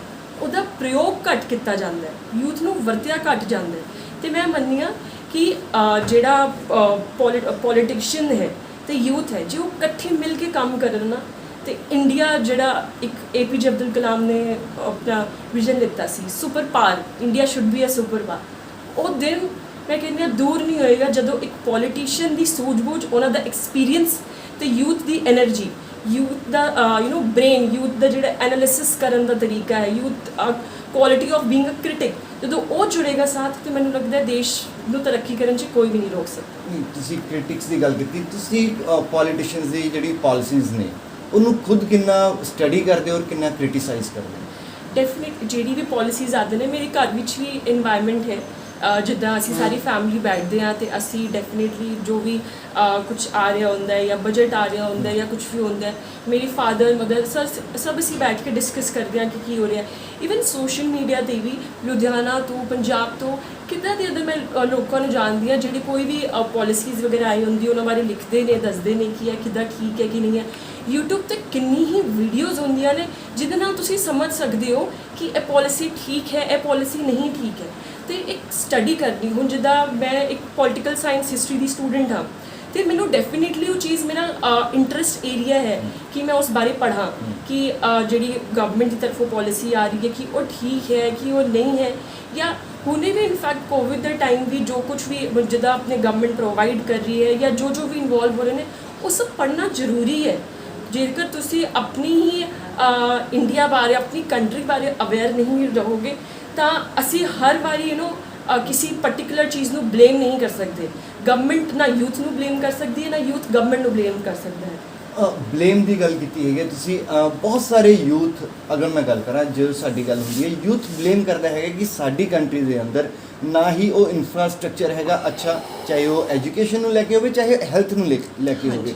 ਔਰ ਹੈਲਥ ਨੂੰ ਔਰ ਐਜੂਕੇਸ਼ਨ, ਇਹ ਦੋ ਇਸ ਤਰ੍ਹਾਂ ਦੇ ਇਨਫਰਾਸਟ੍ਰਕਚਰ ਜਿਹੜੇ ਆ ਉਹ ਬਹੁਤ ਜ਼ਿਆਦਾ ਬੇਸ ਤੋਂ ਮਜ਼ਬੂਤ ਚਾਹੀਦੇ ਆ। ਕਿਆ ਕਮੀ ਹੈ ਆਪਣੇ ਦੇਸ਼ 'ਚ? ਜੀ ਡੈਫੀਨੇਟਲੀ ਕਮੀ ਹੈ, ਮੈਂ ਇਸ ਚੀਜ਼ ਨੂੰ ਡੈਫੀਨੇਟਲੀ ਮੰਨਦੀ ਹਾਂ। ਬਿਕਾਜ਼ ਅੱਜ ਜਿਹੜਾ ਸਮੇਂ ਹੈ ਨਾ, ਅੱਜ ਕੋਵਿਡ ਦਾ ਜਿਹੜਾ ਇਹ ਸਮੇਂ ਆਇਆ ਹੈ, ਇਸਨੇ ਜਿਹੜਾ ਹੈਲਥ ਕੇਅਰ ਸਿਸਟਮ ਹੈ ਇਹਨੂੰ ਕਮੀਆਂ ਹਰ ਸਮੇਂ ਸੀਗੀਆਂ, ਲੇਕਿਨ ਜਿਹੜੀ ਇਹ health care the back of ਕਹਿ ਸਕਦੇ ਆ ਜਿਹੜਾ ਨਹੀਂ ਸਟਰੋਂਗ ਸੀ ਅੱਜ ਪੂਰੇ ਦੇਸ਼ ਦੇ ਸਾਹਮਣੇ। ਐਜੂਕੇਸ਼ਨ ਮੈਂ ਦੀ ਗੱਲ ਕਰਾਂ ਤੇ ਐਜੂਕੇਸ਼ਨ ਲਈ ਅਨਡਾਊਟਡਲੀ ਨਿਊ ਐਜੂਕੇਸ਼ਨ ਪਾਲਿਸੀ ਹੈ, ਉਹ ਹਜੇ ਪਾਸ ਹੋਈ ਹੈ, ਉਹ ਹਜੇ ਇੰਪਲੀਮੈਂਟ ਨਹੀਂ ਹੋਈ। ਵੀ ਆਈ ਐਜ਼ ਅ ਯੰਗਸਟਰ, ਮੇਰਾ ਛੋਟਾ ਭਰਾ ਹੈ ਉਹ ਪੜ੍ਹਦਾ ਪਿਆ, ਹੀ ਇਜ਼ ਇਨ ਨਾਨ ਮੈਡੀਕਲ। ਮੈਂ ਦੇਖਦੀ ਹਾਂ ਕਿ ਜੇ ਨਿਊ ਐਜੂਕੇਸ਼ਨ ਪਾਲਿਸੀ ਅੱਜ ਗਵਰਨਮੈਂਟ ਨੇ ਲਾਂਚ ਕੀਤੀ ਹੈ, where is the implementation? Question ਆਉਂਦਾ ਹੈ ਇੰਪਲੀਮੈਂਟੇਸ਼ਨ ਦਾ। ਤੁਸੀਂ ਪਾਲਿਸੀਜ਼ ਲੈ ਕੇ ਆ ਰਹੇ ਹੋ, ਤੁਸੀਂ ਨਿਊ ਵੈਂਚਰਸ ਲਾਂਚ ਕਰ ਰਹੇ ਹੋ, but where is the implementation? Only just ਅਸੀਂ ਜਸਟ ਇੱਕ ਕਾਗਜ਼ ਤੇ ਲਿਖ ਦਈਏ ਕਿ ਅਸੀਂ ਦੇਸ਼ ਲਈ ਇਹ ਕਰ ਰਹੇ ਹਾਂ, ਅਸੀਂ ਦੇਸ਼ ਲਈ ਉਹ ਕਰ ਰਹੇ ਹਾਂ, ਉਹ ਨਹੀਂ ਹੈ। ਜਦ ਤੱਕ ਪ੍ਰੈਕਟੀਕਲੀ ਉਸ ਚੀਜ਼ ਨੂੰ ਨਹੀਂ ਦੇਖਾਂਗੇ, ਅਸੀਂ ਜਦੋਂ ਅਸੀਂ ਪ੍ਰੈਕਟੀਕਲੀ ਨਹੀਂ ਦੇਖ ਪਾ ਰਹੇ ਕਿ ਕੋਵਿਡ ਦੀ ਵੇਵ ਤੋਂ ਜਿਹੜੀ ਇਹ ਸੈਕਿੰਡ ਵੇਵ ਆਈ ਹੈ, ਇਸ ਤੋਂ ਕਿੰਨਾ ਨੁਕਸਾਨ ਹੋਇਆ, ਇੱਕ ਬੱਚੇ ਤੋਂ ਲੈ ਕੇ ਇੱਕ ਬਜ਼ੁਰਗ ਤੱਕ ਸਭ ਆਪਣੀ ਜਾਨ ਖੋ ਰਹੇ ਨੇ। ਤੇ ਇਕਨੋਮਿਕਲੀ ਅਸੀਂ ਹਿੱਟ ਹੋ ਰਹੇ ਹਾਂ, ਐਜੂਕੇਸ਼ਨ ਸੈਕਟਰ ਸਾਡਾ ਹਿੱਟ ਹੋ ਰਿਹਾ ਹੈ, ਹੈਲਥ ਕੇਅਰ ਸਿਸਟਮ ਸਾਡਾ ਜਾ ਰਿਹਾ ਹੈ, ਜੌਬ ਸਾਡੀ ਜਾ ਰਹੀ ਹੈ, ਯੂਥ ਅਨਐਮਪਲੋਇਮੈਂਟ ਹੈ, mentally how much suppress youth is right now, ਕਿਉਂਕਿ ਓਬਵੀਅਸਲੀ ਅਸੀਂ ਹੁਣ ਇੱਕ ਘਰ ਵਿੱਚ ਬੰਦ ਹੋ ਗਏ ਹਾਂ, ਇੱਕ ਡਰ ਦਾ ਮਾਹੌਲ ਹੈ। ਅੱਜ ਦਾ ਯੂਥ ਸਿਰਫ ਇੱਕ ਚੀਜ਼ ਮੰਗਦਾ, ਜਿੱਦਾਂ ਮੈਂ ਸਟਾਰਟਿੰਗ ਦੇ ਵੀ ਕਿਹਾ, we seek for employment, we seek for opportunities to put a representation. ਜੇ ਇਹ ਸਭ ਚੀਜ਼ਾਂ ਚੱਲਦੀਆਂ ਰਹਿਣਗੀ ਤੇ ਕਿਤੇ ਨਾ ਕਿਤੇ ਇੰਡੀਆ ਐਜ਼ ਅ ਕੰਟਰੀ ਪਿੱਛੇ ਜਾਏਗੀ ਹੀ ਜਾਏਗੀ। India as a country agriculture based country ਹੈ, ਇਹ ਸਭ ਜਾਣਦੇ ਆ। ਸਾਡਾ ਬਜਟ ਦਾ ਬਹੁਤ ਬੜਾ ਹਿੱਸਾ ਜਿਹੜਾ ਐਗਰੀਕਲਚਰ ਦੀ ਜਿਹੜੀ ਇਨਕਮ ਹੈ, ਸੋਰਸ ਆਫ ਇਨਕਮ ਹੈ, ਉਹਦੇ ਤੋਂ ਚੱਲਦਾ ਹੈ। ਲੇਕਿਨ ਅੱਜ 5 ਮਹੀਨੇ ਹੋ ਗਏ ਕਿਸਾਨਾਂ ਨੂੰ ਦਿੱਲੀ ਦੀਆਂ ਬਰੂਹਾਂ ਤੇ ਬੈਠੇ ਹੋਏ ਅੰਦੋਲਨ ਕਰਦੇ ਹੋਏ। ਇਹ ਉਹੀ ਪਾਲਿਸੀਜ਼ ਨੇ, ਔਰ ਐਜ਼ ਏ ਜਪਨੀਤ ਔਰ ਐਜ਼ ਏ ਲਾਸਟ ਮਾਫ ਕਰਨਾ, ਜਿਹੜੀ ਤੁਸੀਂ ਪੋਲੀਟਿਕਸ ਦੀ ਗੱਲ ਕਰ ਰਹੇ ਹੋ, ਤਾਂ ਜਪਨੀਤ ਇਹਨਾਂ ਕਾਨੂੰਨਾਂ ਨੂੰ ਕਿਸ ਤਰ੍ਹਾਂ ਦੇਖਦੀ ਹੈ? ਸਰ ਮੈਂ ਮੰਨਦੀ ਹਾਂ ਕਿ ਡੈਫੀਨੇਟਲੀ 5 ਮਹੀਨੇ ਹੋ ਗਏ ਨੇ, 300-400 ਪਲੱਸ ਜਾਨਾਂ ਜਾ ਚੁੱਕੀਆਂ ਨੇ। ਪਾਲਿਸੀਜ਼ ਇੱਕ ਮਿੰਟ ਲਈ ਨਾ ਅਸੀਂ ਪੋਲੀਟੀਕਲੀ ਜੋ ਵੀ ਸੋਚਦੇ ਹਾਂ ਕਿ ਅਸੀਂ ਹੱਕ 'ਚ ਹਾਂ ਜਾਂ ਨਹੀਂ ਹੱਕ 'ਚ ਹਾਂ, ਇੱਕ ਮਿੰਟ ਉਸ ਚੀਜ਼ ਨੂੰ ਵੀ ਸਾਈਡ ਰੱਖੋ। ਇੱਕ ਫਿਗਰ ਦੇਖੋ, 300 ਪਲੱਸ ਲਾਈਵਸ ਲੋਸਟ ਇਨ ਦਾ ਫਾਰਮਰਸ ਪ੍ਰੋਟੈਸਟ। ਕਿ ਇਹੀ ਇਕੱਲੀ ਸਟੇਟਮੈਂਟ ਤੁਹਾਨੂੰ ਨਹੀਂ ਹਿਲਾਉਂਦੀ? ਇਹ ਆਪਣੇ ਆਪ 'ਚ ਹੀ ਬਹੁਤ ਵੱਡੀ ਸਟੇਟਮੈਂਟ ਹੈ। ਤੁਹਾਡਾ ਪੋਲੀਟੀਕਲੀ ਤੁਸੀਂ ਉਸ ਚੀਜ਼ ਦੇ ਹੱਕ 'ਚ ਹੋ ਨਹੀਂ 'ਚ ਹੋ, ਲੇਕਿਨ ਉੱਥੇ ਜਾਨਾਂ ਜਾ ਰਹੀਆਂ ਨੇ। ਅੱਜ ਦਾ ਜਿਹੜਾ ਟਾਈਮ ਆ ਗਿਆ, ਓਬਵੀਅਸਲੀ ਐਵਰੀਬਡੀ ਸਕੇਅਰਡ ਕਿ ਉਹ ਆਪਣੀ ਜ਼ਿੰਦਗੀ ਕਿੱਦਾਂ ਜੀਏਗਾ। ਅੱਜ ਸਮੇਂ ਦਾ ਕੁਝ ਨਹੀਂ ਪਤਾ ਹੈ। ਮੈਂ ਇਹ ਮੰਨਦੀ ਹਾਂ ਕਿ ਡੈਫੀਨੇਟਲੀ ਇੱਕ ਜਿਹੜਾ ਡਾਇਲੋਗ ਹੈ ਫਾਰਮਰਸ ਦੇ ਵਿੱਚ ਔਰ ਗਵਰਨਮੈਂਟ ਦੇ ਵਿੱਚ ਜਲਦ ਤੋਂ ਜਲਦੀ ਹੋਏ, ਜਲਦ ਤੋਂ ਜਲਦ ਜਿਹੜੇ ਫਾਰਮਰਸ ਨੇ ਆਪਣੇ ਘਰ ਜਾਣ। ਠੀਕ ਹੈ, ਇੰਨੇ ਟਾਈਮ ਤੋਂ ਉੱਥੇ ਨੇ, ਸਪੈਸ਼ਲੀ ਬਜ਼ੁਰਗਾਂ ਨੂੰ ਦੇਖ ਕੇ ਤਾਂ ਲੱਗਦਾ ਹੈ ਜਿੱਦਾਂ ਮੇਰੇ ਵੀ ਦਾਦਾ ਦਾਦੀ ਨੇ, ਉਹਨਾਂ ਨੂੰ ਦੇਖ ਕੇ ਜਦ ਉਹਨਾਂ ਨੂੰ ਅਸੀਂ ਦੇਖੀਏ ਕਿ ਉਹ ਇੱਦਾਂ ਦੀ ਸਿਚੁਏਸ਼ਨਸ 'ਚ ਹੋਣ, ਵੈਦਰ ਜਿੱਦਾਂ ਦਾ ਵੀ ਹੁੰਦਾ ਹੈ, ਕਦੀ ਕੁਝ ਹੋ ਜਾਂਦਾ, ਕਦੀ ਕੁਝ, ਓਬਵੀਅਸਲੀ ਦੇਖ ਕੇ ਉਹ ਫੀਲ ਹੁੰਦਾ ਹੈ। ਸਾਡਾ ਪੰਜਾਬ ਜਿਹੜਾ ਹੈ ਸਟਰਗਲਸ ਕਰਦਾ ਆਇਆ ਹੈ। ਪੰਜਾਬ ਨੂੰ ਇੱਕ ਕਿਹਾ ਜਾਂਦਾ ਸੀ ਕਿ ਇੱਥੇ ਪੰਜਾਬ 'ਚ ਸਿਰਫ ਡਰੱਗਸ ਵਗੈਰਾ ਬਹੁਤ ਹੀ ਵਗੈਰਾ। ਹੁਣ ਤੁਸੀਂ ਦੇਖੋ, ਮੈਂ ਇਹਦੇ 'ਚ ਵੀ ਕਹਾਂਗੀ ਪੋਲੀਟੀਕਲੀ ਤੁਸੀਂ ਆਪਣੇ ਵਿਊਜ਼ ਸਾਈਡ ਰੱਖੋ, but look at the youth of Punjab, how much they are concerned about ਕਿ ਉਹਨਾਂ ਦੇ ਪੰਜਾਬ 'ਚ ਕੀ ਹੋ ਰਿਹਾ ਹੈ, ਕਿ ਫਾਰਮਰਸ ਦੇ ਜਿਹੜੇ 3 ਐਗਰੀਕਲਚਰ ਲਾਜ਼ ਆਏ ਨੇ ਜਿਹਨਾਂ ਤੋਂ ਅਗੇਂਸਟ ਨੇ, ਉਸ ਚੀਜ਼ਾਂ ਬਾਰੇ ਅਵੇਅਰ ਨੇ। ਤੇ ਮੈਂ ਇਹ ਮੰਨਦੀ ਹਾਂ ਕਿ ਬਸ ਜਿਹੜੇ ਗਵਰਨਮੈਂਟ ਹੈ, ਜਿਹੜੇ ਫਾਰਮਰਸ ਨੇ, ਉਹਨਾਂ ਵਿੱਚ ਜਲਦੀ ਤੋਂ ਜਲਦੀ ਕੋਈ ਡਾਇਲੋਗ ਹੋਏ, ਜਲਦੀ ਤੋਂ ਜਲਦੀ ਉਹ ਚੀਜ਼ ਸੋਲਵ ਹੋਏ, ਕਿਉਂਕਿ ਉਹ ਕਿਤੇ ਨਾ ਕਿਤੇ as a youngster, as a daughter, as ਮੈਂ ਪੰਜਾਬ ਦੀ ਧੀ ਹਾਂ, ਮੈਨੂੰ ਉਹ ਚੀਜ਼ ਫੀਲ ਹੁੰਦੀ ਹੈ ਕਿ ਬਸ ਜਲਦੀ ਤੋਂ ਜਲਦੀ ਕੋਈ ਨਾ ਕੋਈ ਸੋਲਿਊਸ਼ਨ ਨਿਕਲੇ। 5 ਮਹੀਨੇ ਕਹਿਣ ਦੀ ਗੱਲਾਂ ਹੁੰਦੀਆਂ, ਬਟ 5 ਮਹੀਨੇ ਬਹੁਤ ਨੇ। ਉਹ 5 ਮਹੀਨੇ 'ਚ ਕਿੰਨੀਆਂ ਕੁ ਜਾਨਾਂ ਜਾ ਚੁੱਕੀਆਂ ਨੇ, ਉਹਨਾਂ ਬਾਰੇ ਅਗਰ ਯਾਦ ਕਰੀਏ ਤਾਂ ਦਿਲ ਨੂੰ ਬਹੁਤ ਦੁੱਖ ਹੁੰਦਾ। ਸਟੇਟ ਦੀ ਗੱਲ ਕਰੀਏ, ਸਟੇਟ ਦੀ ਪਾਲਿਸੀਜ਼ ਅਲੱਗ ਹੁੰਦੀਆਂ ਨੇ, ਸਟੇਟ ਦੀ ਗਵਰਨਮੈਂਟਸ ਅਲੱਗ ਹੁੰਦੀਆਂ ਨੇ, ਉਹਨਾਂ ਦੇ ਕੰਮ ਕਰਨ ਦਾ ਸਟਾਈਲ ਅਲੱਗ ਹੁੰਦਾ। ਸੈਂਟਰ ਦੀ ਪਾਲਿਸੀਜ਼ ਅਲੱਗ ਨੇ, ਉਹਨਾਂ ਦੇ ਲਾਜ਼ ਅਲੱਗ ਨੇ, ਸਾਰਾ ਕੁਝ। ਲੇਕਿਨ ਕਿਤੇ ਨਾ ਕਿਤੇ ਯੂਥ ਜਿਹੜਾ ਹੈਗਾ ਉਹ ਕੀ ਸੋਚਦਾ, ਉਹਨੂੰ ਐਟਲੀਸਟ ਘੱਟੋ ਘੱਟ ਸਟੇਟ ਤੋਂ ਹੀ ਸ਼ੁਰੂਆਤ ਕਰੇ। ਐਟਲੀਸਟ ਕੀ ਲੱਗਦਾ ਕਿ ਯੂਥ ਸਿਰਫ ਗੱਲਾਂ ਨਾ ਕਰਕੇ ਸਟੇਟ ਤੋਂ ਹੀ ਉੱਠ ਕੇ ਆਵੇ, ਸਟੇਟ ਨੂੰ ਹੀ ਘੱਟੋ ਘੱਟ ਉਹ ਸਾਂਭ ਲਵੇ, ਤਾਂ ਸ਼ਾਇਦ ਜ਼ਿਆਦਾ ਫਰਕ ਨਹੀਂ ਪੈ ਜਾਏਗਾ, ਕਿਉਂਕਿ ਯੂਥ ਭੱਜ ਰਿਹਾ। ਬਿਲਕੁਲ ਸਰ, ਬਿਲਕੁਲ ਸਰ। ਸਰ ਮੇਰਾ ਬੇਸਿਕਲੀ ਇਹ ਮੰਨਣਾ ਹੈ, ਸੈਂਟਰਲ 'ਤੇ ਵੀ ਨਾ ਇੱਦਾਂ ਦੀ ਕੁਝ ਪਾਲਿਸੀਜ਼ ਨੇ ਜੋ ਸਟੇਟ ਤੱਕ ਪਹੁੰਚਦੀਆਂ ਹੀ ਨਹੀਂ ਨੇ। ਠੀਕ ਹੈ, ਸੈਂਟਰਲ ਦੇ ਜਿਹੜੀ ਵੀ ਪਾਲਿਸੀਜ਼ ਬਣਾਈ ਜਾਂ ਜੋ ਕੁਝ ਵੀ ਕੀਤਾ, ਉਹ ਸਟੇਟ ਤੱਕ ਤੁਸੀਂ ਕਨਫਰਮ ਨਹੀਂ ਕਰ ਸਕਦੇ ਉਹ ਪਹੁੰਚ ਰਹੀ ਹੈ, ਜਿਹੜੇ ਵੀ ਫੰਡਸ ਵਗੈਰਾ ਨੇ ਜਾਂ ਜੋ ਵੀ ਪਾਲਿਸੀਜ਼ ਵਗੈਰਾ ਨੇ। ਤੇ ਮੇਰਾ ਇਹ ਮੰਨਣਾ ਜਦੋਂ ਸਟੇਟ ਲੈਵਲ 'ਤੇ ਬੱਚੇ ਆ ਰਹੇ, ਤੇ ਮੈਂ ਕਹਿੰਦੀ ਹਾਂ ਸਟੇਟ ਲੈਵਲ ਦੀ ਵੀ ਗੱਲ ਬਹੁਤ ਦੂਰ ਹੈ ਸਰ।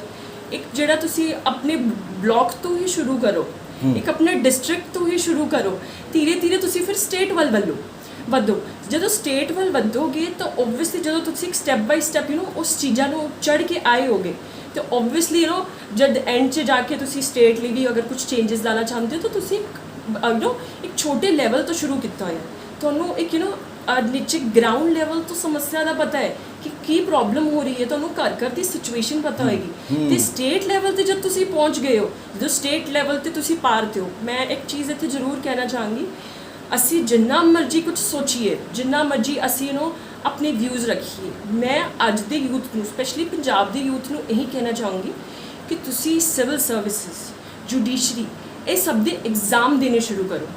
ਇਹ ਐਗਜ਼ਾਮ ਦੇਣ ਦਾ ਇਹ ਹੈ ਕਿ ਕਦੇ ਵੀ ਜਦੋਂ ਮੈਂ ਚੀਜ਼ ਜ਼ਰੂਰ ਮੰਨਦੀ ਹਾਂ ਕਿ ਸਾਡੇ ਅੰਦਰ ਇੰਨੀ ਤਾਕਤ ਹੈ ਕਿ ਅਸੀਂ ਪਾਲਿਸੀਜ਼ ਨੂੰ ਚੇਂਜ ਕਰ ਸਕਦੇ ਹਾਂ, ਬਟ ਮੈਂ ਇਹ ਮੰਨਦੀ ਹਾਂ ਕਿ ਕਦੇ ਵੀ ਅਗਰ ਬਾਈ ਚਾਂਸ ਸਾਨੂੰ ਮੌਕਾ ਮਿਲਦਾ ਹੈ ਕੁਝ ਚੇਂਜਸ ਕਰਨ ਦਾ, ਤੇ ਮੈਂ ਮੰਨਦੀ ਹਾਂ ਕਿ ਜੇ ਸਾਡੇ ਕੋਲ ਪਾਰ ਹੋਏਗੀ ਤਾਂ ਓਬਵੀਅਸਲੀ ਸਾਡੇ ਕੋਲ ਇੱਕ ਸ਼ਮਤਾ ਹੋਏਗੀ ਉਸ ਚੀਜ਼ ਨੂੰ ਹੋਰ ਇਨਫਲੂਐਂਸ ਕਰਕੇ ਚੇਂਜ ਕਰਨ ਦੀ। ਬਹੁਤ ਸਹੀ ਗੱਲ। ਚਲੋ ਇੰਨਾ ਪੜ੍ਹਨਾ ਜਾਂ ਸਭ, ਮੈਂ ਇੱਕ ਮੋਟਾ ਸਵਾਲ ਪੁੱਛਣਾ ਸਰ ਜਪਨੀਤ ਕਿ ਕਿਆ ਯੂਥ ਸਵਾਲ ਕਰਨਾ ਸਿੱਖੇਗਾ?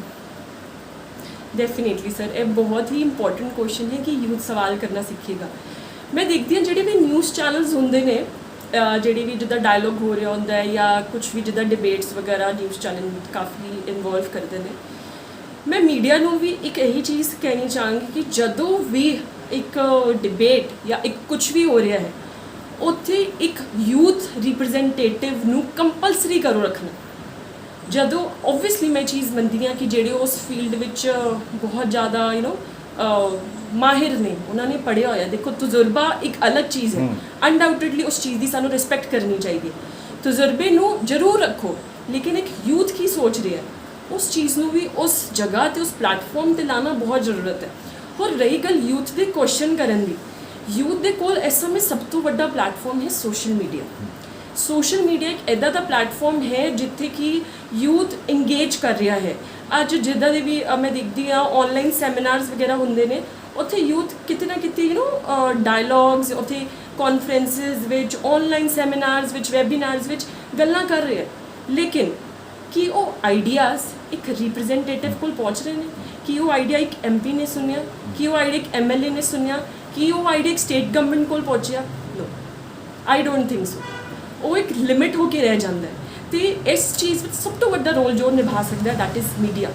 ਜੇ ਮੀਡੀਆ ਆਪਣੇ ਹੀ ਜਿੱਦਾਂ ਕਹਿੰਦੇ ਆ ਕਿ ਦੇਸ਼ ਦੇ ਯੂਥ ਨੂੰ ਅੱਗੇ ਲੈ ਕੇ ਜਾਏਗਾ, ਤੇ ਓਬਵੀਅਸਲੀ ਮੈਂ ਇਹ ਚੀਜ਼ ਮੰਨਦੀ ਹਾਂ ਕਿ ਧੀਰੇ ਤੋਂ ਧੀਰੇ ਜਿਹੜਾ ਉਹ ਯੂਥ ਦਾ ਕੁਐਸਚਨ ਕਰਨ ਦਾ, ਯੂਥ ਕੁਐਸਚਨ ਕਰਦਾ ਹੈ, ਲੇਕਿਨ ਉਹ ਕੁਐਸਚਨ ਸਹੀ ਜਗ੍ਹਾ ਤੇ ਪਹੁੰਚ ਕੇ ਉਸ ਨੂੰ ਸਹੀ ਤਰੀਕੇ ਨਾਲ ਸਮਝਾ ਕੇ ਅੱਗੇ ਰੱਖਿਆ ਜਾਏ। ਤੇ ਮੈਂ ਸਮਝਦੀ ਜਿਹੜੀ ਵੀ ਪਾਲਿਸੀ ਆ ਰਹੀ ਹੈ, ਜਿਹੜਾ ਵੀ ਕੁਝ ਵੀ ਹੋ ਰਿਹਾ ਇਸ ਪੰਜਾਬ ਵਿੱਚ ਜਾਂ ਆਪਣੀ ਇੰਡੀਆ ਵਿੱਚ, ਉਹ ਡੈਫੀਨੇਟਲੀ ਡਿਫਾਈਨ ਹੁੰਦਾ ਜਾਏਗਾ। ਲੱਗਦਾ ਕਿ ਇੰਡੀਆ ਦਾ ਫਿਊਚਰ ਸਿਕਿਉਰ ਹੈ? ਮੈਂ ਸਿਕਿਉਰ ਤਾਂ ਜ਼ਰੂਰ ਕਵਾਂਗੀ, ਬਿਕਾਜ਼ ਜੇ ਸਿਕਿਉਰਨੈਸ ਤਾਂ ਹੋ ਸਕਦੀ ਹੈ ਜਦੋਂ ਤੁਸੀਂ ਅਵੇਅਰ ਹੋਗੇ, ਜਦੋਂ ਤੁਸੀਂ ਜਾਣਦੇ ਹੋਗੇ ਕਿ ਤੁਹਾਡੇ ਪੰਜਾਬ 'ਚ, ਤੁਹਾਡੇ ਇੰਡੀਆ 'ਚ ਜਾਂ ਬਾਕੀ ਸਟੇਟਸ ਵਿੱਚ ਕੀ ਹੋ ਰਿਹਾ ਹੈ, ਜਾਂ ਤੁਸੀਂ ਉਹਨੂੰ ਇੰਟਰਨੈਸ਼ਨਲ ਲੈਵਲ 'ਤੇ ਵੀ ਦੇਖੋਗੇ। ਤਾਂ ਮੈਂ ਜ਼ਰੂਰ ਮੰਨਦੀ ਹਾਂ ਕਿ ਇੰਡੀਆ ਜਿਹੜਾ ਅੱਜ ਅਸੀਂ ਪ੍ਰੋਬਲਮ ਦੇਖ ਰਹੇ ਹਾਂ, ਅਨਡਾਊਟਡਲੀ ਕੋਵਿਡ ਦੀ ਜਿਹੜੀ ਪ੍ਰੋਬਲਮ ਆ ਰਹੀ ਹੈ, ਇਹਨੇ ਸਭ ਨੂੰ ਹਿਲਾ ਦਿੱਤਾ ਹੈ, ਚਾਹੇ ਇੱਕ ਸਿਵਲ ਸਰਵਿਸਿਜ਼ 'ਤੇ ਵੀ ਕਹਿ ਦਿਓ। ਜਿਪਨੀ ਯੂਥ ਬਾਹਰ ਭੱਜ ਰਿਹਾ, ਜਿਹਨੂੰ ਦੇਖੋ ਖਾਸ ਕਰ ਪੰਜਾਬ ਦੀ ਗੱਲ ਕਰਾਂ ਤਾਂ ਪੰਜਾਬ ਦਾ ਯੂਥ ਫੋਰਨ ਵੱਲ ਸ਼ਿਫਟ ਹੋ ਰਿਹਾ। ਕੀ ਗੱਲ ਇੱਥੇ ਜਿਹੜੇ ਰਿਸੋਰਸਿਸ ਘੱਟ ਹੈ ਜਾਂ ਉਹਨਾਂ ਨੂੰ ਲੱਗਦਾ ਕਿ ਉਹਨਾਂ ਦਾ ਫਿਊਚਰ ਇੱਥੇ ਸਿਕਿਉਰ ਨਹੀਂ ਹੈ? ਇਹ ਚੀਜ਼ ਤਾਂ ਡੈਫੀਨੇਟਲੀ ਫੈਕਟ ਹੈ ਕਿ ਉੱਥੇ ਇੱਕ ਬੈਟਰ ਲਾਈਫ ਮਿਲ ਸਕਦੀ ਹੈ, ਤੇ ਓਬਵੀਅਸਲੀ ਯੂਥ ਜਿਹੜਾ ਇੱਥੇ ਦਾ ਹੈ for better education, for better life, ਠੀਕ ਹੈ, ਅੱਗੇ ਆਉਣ ਵਾਲੀ ਜਨਰੇਸ਼ਨਸ ਲਈ ਸੋਚ ਕੇ ਉਹ ਉੱਥੇ ਜਾ ਰਹੇ ਹੈ। ਬਟ ਮੈਂ ਇਸ ਚੀਜ਼ ਨੂੰ ਬਿਲਕੁਲ ਐਗਰੀ ਨਹੀਂ ਕਰਦੀ, ਬਿਕਾਜ਼ ਇੱਕ ਤਰਫ ਤੁਸੀਂ ਆਪਣੀ ਮੈਂ ਬਸ ਇੱਕ ਮੈਸੇਜ ਇੱਥੇ ਸਾਰੇ ਯੂਥ ਨੂੰ ਦੇਣਾ ਚਾਹਾਂਗੀ। It's good to be a critic.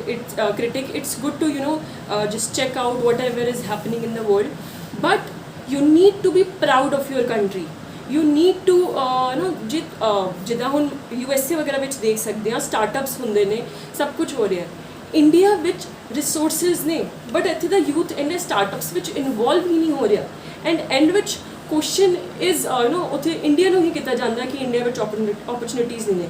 ਹੁਣ ਗਵਰਨਮੈਂਟ ਜੌਬਸ ਅਨਡਾਊਟਡਲੀ ਇੱਕ ਲਿਮਿਟਡ ਨੇ, ਹੁਣ ਹਰ ਜਗ੍ਹਾ ਅਸੀਂ ਗਵਰਨਮੈਂਟ ਜੌਬਸ ਨਹੀਂ ਪ੍ਰੋਵਾਈਡ ਕਰ ਸਕਦੇ, ਬਟ ਬਾਕੀ ਰਿਸੋਰਸਿਸ ਇੰਡੀਆ ਵਿੱਚ ਨੇ ਜਿਨ੍ਹਾਂ ਦੀ ਯੂਟਿਲਾਈਜੇਸ਼ਨ ਕਰਨੀ ਬਹੁਤ ਜ਼ਰੂਰੀ ਹੈ।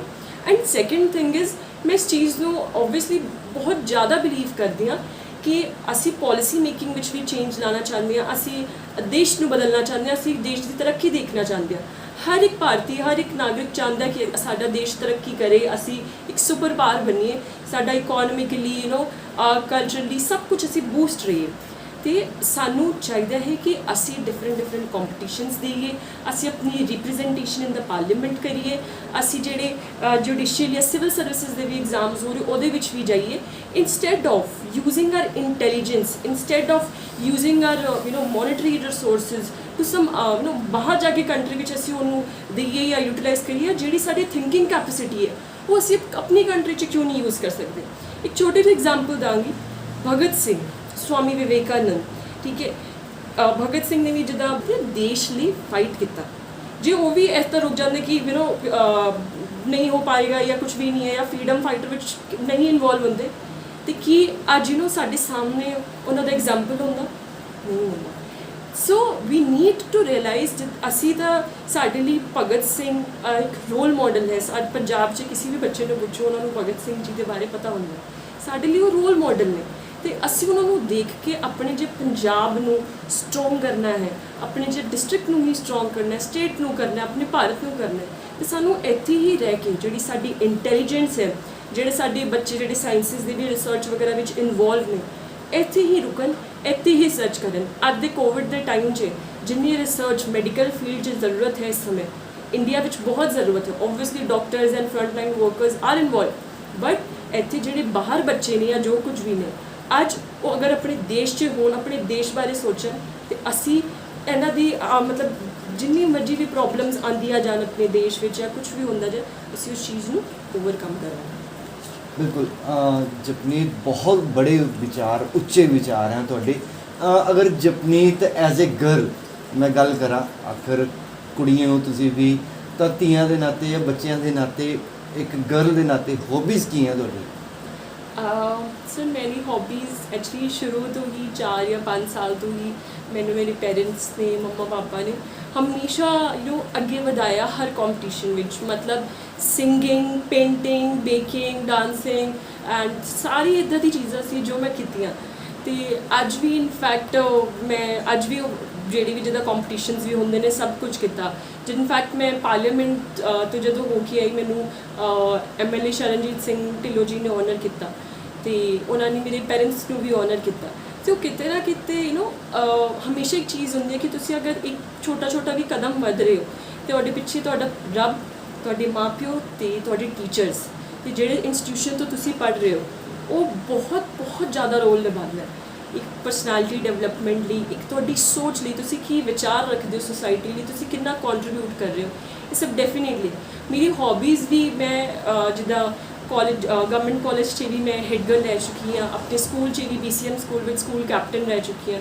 ਅਤੇ ਹਰ ਛੋਟੇ ਮੋਟੇ ਕੰਪੀਟੀਸ਼ਨ, ਕੋਈ ਐਸਾ ਕੰਪੀਟੀਸ਼ਨ ਨਹੀਂ ਹੁੰਦਾ ਸੀ ਜਿਹੜਾ ਮੰਮਾ ਨੇ ਮੈਨੂੰ ਪਾਰਟੀਸਪੇਟ ਨਹੀਂ ਕਰਾਉਣਾ ਹੁੰਦਾ ਸੀ।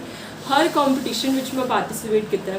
ਮੇਰੇ ਕੋਲ 60 to 70+ ਟਰੋਫੀਜ਼ ਐਂਡ ਸਰਟੀਫਿਕੇਟਸ ਨੇ, ਜਿਹੜੇ ਡੈਫੀਨੇਟਲੀ ਮੇਰੇ ਲਈ ਇੱਕ ਟਰੈਜਰ ਨੇ ਜੋ ਮੈਂ ਮੰਨਦੀ ਹਾਂ। ਅਤੇ ਮੈਨੂੰ ਸ਼ਬਦ ਸਿੱਖਣ ਦਾ ਵੀ ਸ਼ੌਂਕ ਹੈ, ਮੈਂ ਸ਼ਬਦ ਵੀ ਸਿੱਖਦੀ ਹਾਂ ਐਂਡ ਆਪਣੀ ਗ੍ਰੈਂਡਮਦਰ ਤੋਂ। ਦੈਨ ਉਸ ਤੋਂ ਬਾਅਦ ਕੀ ਕਹਿੰਦੇ ਨੇ, ਡਿਬੇਟ ਵਗੈਰਾ ਐਂਡ ਡੈਕਲੇਮੇਸ਼ਨ ਦਾ ਡੈਫੀਨੇਟਲੀ ਮੈਨੂੰ ਸ਼ੌਂਕ ਹੈ, ਅਤੇ ਬੇਕਿੰਗ ਵਗੈਰਾ ਵੀ ਕਰ ਲਿੱਤੀ, ਪੇਂਟਿੰਗ ਐਂਡ ਆਲ। ਬਾਕੀ ਵੀ ਕਾਫੀ ਸਾਰੇ ਕੰਪੀਟੀਸ਼ਨਸ ਇੱਦਾਂ ਦੇ ਹੁੰਦੇ ਰਹੇ ਜਿਨ੍ਹਾਂ ਵਿੱਚ ਮੈਂ ਪਾਰਟੀਸਪੇਟ ਕੀਤਾ। ਸ਼ਬਦ ਦੀ ਤੁਸੀਂ ਗੱਲ ਕੀਤੀ, ਅਗਰ 2 ਸ਼ਬਦ ਤੁਸੀਂ ਸਾਨੂੰ ਵੀ ਸੁਣਾ ਦਿਓ। ਹਾਂਜੀ ਸਰ।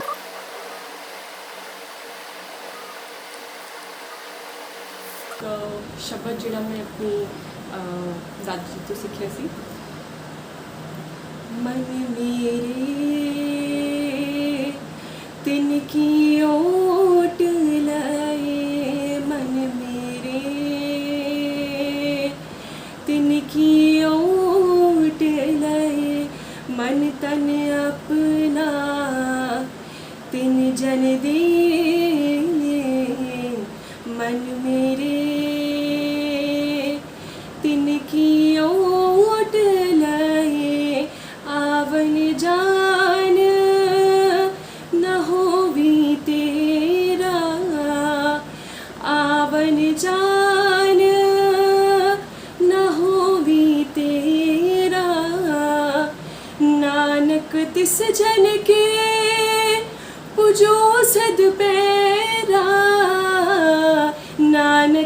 सजन के पुजो सद पैरा मन मेरे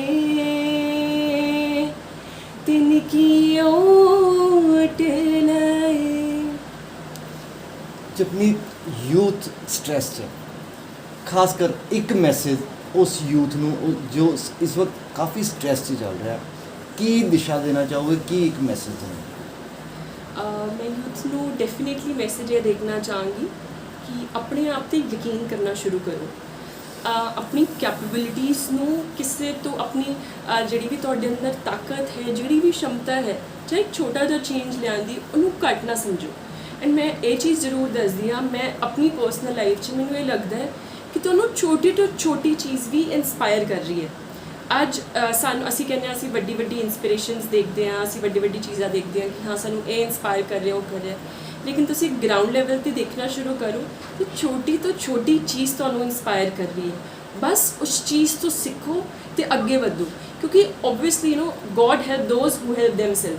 ਜੇ ਅਸੀਂ ਆਪਣੇ ਲਈ ਖੁਦ ਟਰਾਈ ਕਰਾਂਗੇ, ਆਪਣੇ ਆਪ 'ਤੇ ਯਕੀਨ ਰੱਖਾਂਗੇ, ਆਪਣਾ ਇੱਕ ਪੋਜ਼ੀਟਿਵ ਆਊਟਲੁੱਕ ਰੱਖਾਂਗੇ, ਆਪਣੇ ਰੱਬ 'ਤੇ ਯਕੀਨ ਰੱਖਾਂਗੇ, ਤੇ ਡੈਫੀਨੇਟਲੀ ਸਾਡੇ ਰਾਸਤੇ ਖੁੱਲ੍ਹਣਗੇ।